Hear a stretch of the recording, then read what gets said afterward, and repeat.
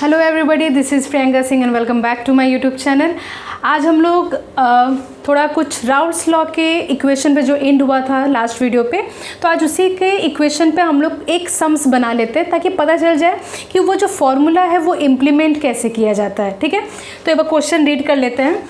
N aqua solution made by dissolving 10 gram of glucose which is a formula of a glucose in 90 gram of water if Vp of pure water is 32.8 mm of Hg, calculate Vp of solution। ठीक है, तो सबसे पहले तो जब भी कोई भी क्वेश्चन हो तो पहले आप उसका डेटा लिख लो। डेटा लिखने से क्या हो जाएगा ना, हर चीज़ जब सामने रहेगा तो फॉर्मूला अपने आप दिमाग में आएगा कि कौन सा फॉर्मूला कहाँ पे पुट करना है। ठीक है, तो हम लोग डेटा लिख लेते हैं। सबसे पहले तो wait of a glucose W1 which is 10 ग्राम। ठीक है, ग्लूकोज का वेट है 10 ग्राम, मॉलिकुलर वेट भी लिख लेते हैं ग्लूकोज का which is 180 gram. Next W2 है, मतलब weight of a water we have 90 gram of water और इसका मॉलिकुलर वेट हो गया 18। ठीक है, ये बात ख़त्म हो गया। नेक्स्ट बोला है कि if Vp of pure water मतलब हमेशा बोले कि जो भी कुछ प्योर फॉर्म में होगा वो P0 के फॉर्म में लिखाएगा। तो P0 ऑफ वाटर हो गया आपका 32.8 mm ऑफ Hg। ठीक है, जब भी ऐसा कोई क्वेश्चन हो वेपर प्रेशर का, राउल्ट्स लॉ का कोई भी क्वेश्चन हो, तो सबसे पहले तो भैया मोल निकाल लो। ठीक है, मोल निकालना बहुत ज़रूरी है हर चीज़ में, क्योंकि मोल निकलेगा तभी आपका मोल फ्रैक्शन निकलेगा। तो चलिए मोल निकाल लेते हैं। सबसे पहले आपका हो गया mole of water. Mole of water आप ले लीजिए। क्या होता है फॉर्मूला मोल का वेट बाय मॉलिकुलर वेट, तो वेट आपका 90 दिया है, मॉलिकुलर वेट 18। ठीक है, मीन्स आपका 5 हो गया। ठीक है, नेक्स्ट आ गया आपका मोल ऑफ ग्लूकोज। तो ग्लूकोज का क्या निकालना है, वेट आपका 10 है और ये आपका 18 180। ठीक है, तो आपका ये आ जाएगा 0.056 समथिंग कुछ आएगा। ठीक है, नेक्स्ट आपका मोल निकल गया, तो अब मोल फ्रैक्शन निकाल लो। मोल फ्रैक्शन किसका हम लोग बेसिकली निकालेंगे, हम लोग मोल फ्रैक्शन पानी का निकालेंगे। भले ही वो बोला है calculate Vp of solution, solution में भी हम लोग पानी के ही प्योर फॉर्म से मल्टीप्लाई करेंगे मोल फ्रैक्शन का। यहाँ पे कोई बच्चों को डाउट रहता है कि मैम सॉल्यूशन तो ग्लूकोज के साथ डाल के बनाया गया है ना, तो हम लोग ग्लूकोज का क्यों नहीं कुछ ले रहे हैं, क्योंकि अगर हम लोग देखें रेशियो तो 90 ग्राम ऑफ वाटर है और वहाँ पे 10 ग्राम ऑफ ग्लूकोज है, तो ऑब्वियसली पानी का कॉन्सेंट्रेशन ज़्यादा है, तो हम लोग पानी से ही काम करेंगे। ठीक है, तो हम लोग सिर्फ और सिर्फ मोल फ्रैक्शन ऑफ वाटर निकाल लेते हैं। तो मोल फ्रैक्शन ऑफ वाटर निकालने का क्या फॉर्मूला हो गया, by mole of this divided by total mole. ठीक है, इसको आप सॉल्व करोगे तो समथिंग 0.98 कुछ करके आएगा। ठीक है, and now we are calculating for Vp of solution. तो Vp ऑफ सॉल्यूशन निकालने के लिए partial pressure of solution equal to P0 of water multiplied with the mole fraction of water. तो आप जब इसको सॉल्व करोगे तो आपका आ जाएगा 32.8 इंटू 0.98 कुछ समथिंग होगा 34.44 समथिंग कुछ आपका आंसर आ जाएगा। ठीक है, इस 32.44। ठीक है, तो इस तरीक़ा से आपका राउल्ट्स लॉ का फॉर्मूला इम्प्लीमेंट किया जाता है। ठीक है, नेक्स्ट इसके बाद हम लोग फर्स्ट कॉलिगेटिव प्रॉपर्टीज़ के बारे में पढ़ाई करेंगे which is relative lowering of vapour pressure. ठीक है, now let's see. Now next topic will be relative lowering of vapour pressure. ठीक है, तो बात क्या हुआ था कि नॉन वोलेटाइल सॉल्यूट हम लोग यूज़ करेंगे। पूरे कॉलिगेटिव प्रॉपर्टी में नॉन वोलेटाइल सॉल्यूट ही यूज़ होता है। ठीक है, तो क्या बात हुआ था कि अगर एक जार ले लिए, उसमें सॉल्वेंट है और उसमें कुछ नॉन वोलेटाइल सॉल्यूट पुट कर दिए, तो हम लोग क्या देख रहे हैं कि जब सिर्फ सॉल्वेंट था, ध्यान से सुनो, जब सिर्फ सॉल्वेंट था तो उसका वेपर प्रेशर P0 था because it is present in a pure form. लेकिन जब आप नॉन वोलेटाइल सॉल्यूट पुट कर दिए तो आपका क्या हो गया, ये नॉन वोलेटाइल सॉल्यूट सॉल्वेंट के अपर सरफेस मॉलिक्यूल को रिप्लेस कर देगा। ठीक है, और उसके जगह अपने आप को बैठा लेगा, जिसके कारण जो मॉलिक्यूल्स पहले फ्री थे एवोपरेट होने के लिए अब वो फ्री नहीं रहेंगे, और ड्यू टू विच प्रेशर या वेपर प्रेशर कह लो वो डिक्रीज हो जाएगा। मतलब जो पहले P0 था अब वो चेंज होके क्या हो गया, P हो गया। ठीक है, तो बेटा ये जो चेंज इन प्रेशर है, तो क्या इस चेंज इन प्रेशर को हम लिख सकते हैं कि del P equal to P0 minus P। ठीक है, del P equal to P0 minus P लिख सकते हैं। This change in pressure is known as lowering of vapour pressure. Please इसको ध्यान से सुनो, क्वेश्चन 2 आता है, find lowering of vapour pressure, और दूसरा आता है find relative lowering of vapour pressure. इसके बारे में थोड़ी देर में बात करते हैं। जब लोवरिंग ऑफ वेपर प्रेशर के बारे में पूछ रहा है तो वो सिर्फ और सिर्फ ये P0 माइनस P के बारे में ही बात कर रहा है। What is P0? P0 is the vapour pressure in a pure form, मतलब सॉल्वेंट का, और P जो है is the vapour pressure of the solution.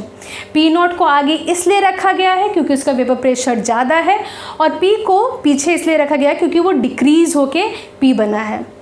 ठीक है, ओके। अब हम लोग मूव करते हैं relative lowering of vapour pressure. ठीक है, यहाँ पे जो जो हम वर्ड को क्या क्या मान रहे हैं वो लिख दे रहे हैं।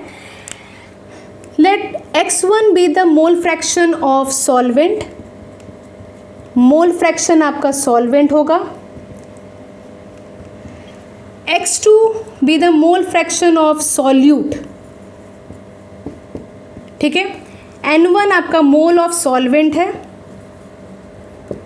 एंड N2 आपका मोल ऑफ सॉल्यूट है।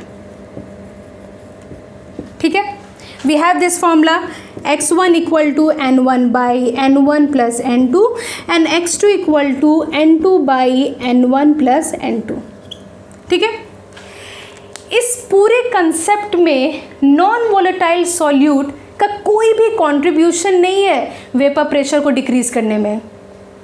ठीक है, कोई भी कंट्रीब्यूशन, मतलब कि नॉन वोलेटाइल सॉल्यूट सिर्फ क्या कर रहा है, वो वेपर प्रेशर को चेंज कर रहा है। नॉन वोलेटाइल सॉल्यूट खुद अपने आप को वेपर में नहीं बदल रहा है। ठीक है, तो नॉन वोलेटाइल सॉल्यूट का क्या है, बहुत नेग्लिजिबल रोल है in forming a vapour pressure. It have only one role, it will decrease vapour pressure. वो खुद वेपर में बन के नहीं फॉर्म होगा।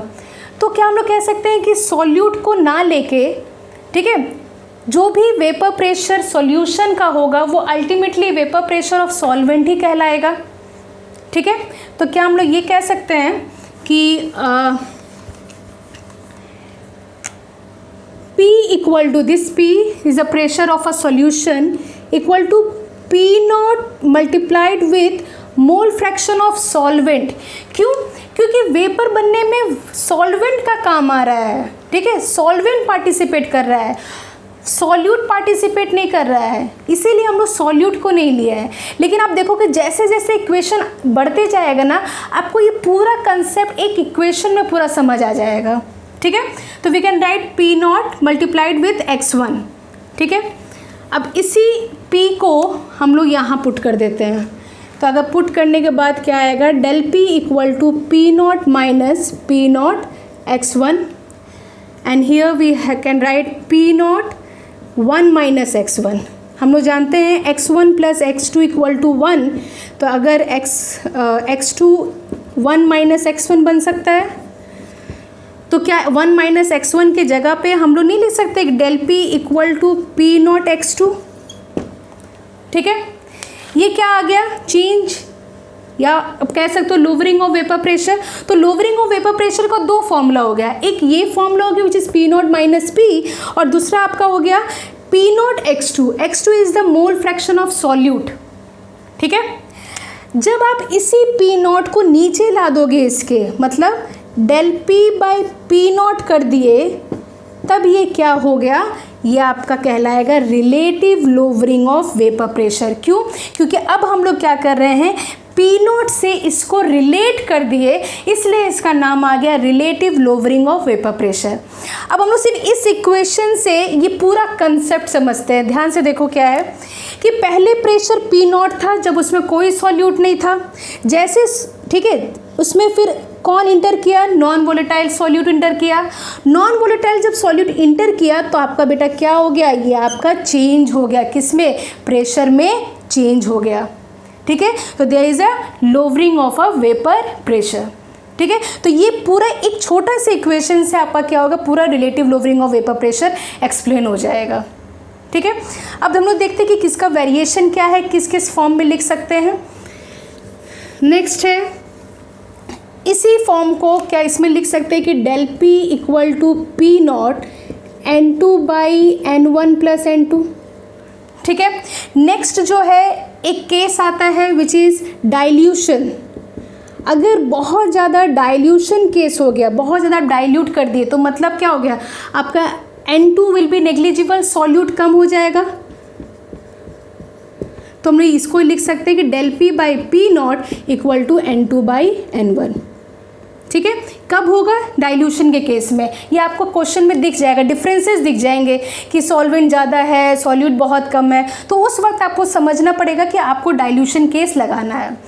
ठीक है, नेक्स्ट आप इसी पैटर्न को कैसे लिख सकते हो, del P by P not equal to, इसको वेट के फॉर्म में डाल दो, W2 by M2 divided by W1 by M1।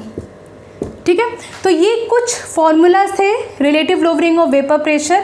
अगर काउंट करें तो हम लोगों के पास टोटल फॉर्मूला आ जाएगा 1, दिस इज़ वी हैव 1।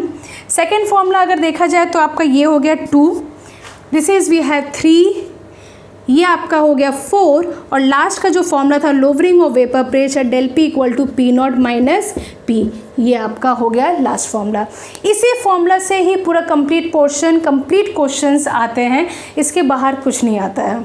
ठीक है, तो ये है relative lowering of vapour pressure. Next video में हम लोग इसके ऊपर कुछ क्वेश्चंस करेंगे, थोड़ा राउल्स लॉ के भी क्वेश्चंस करेंगे।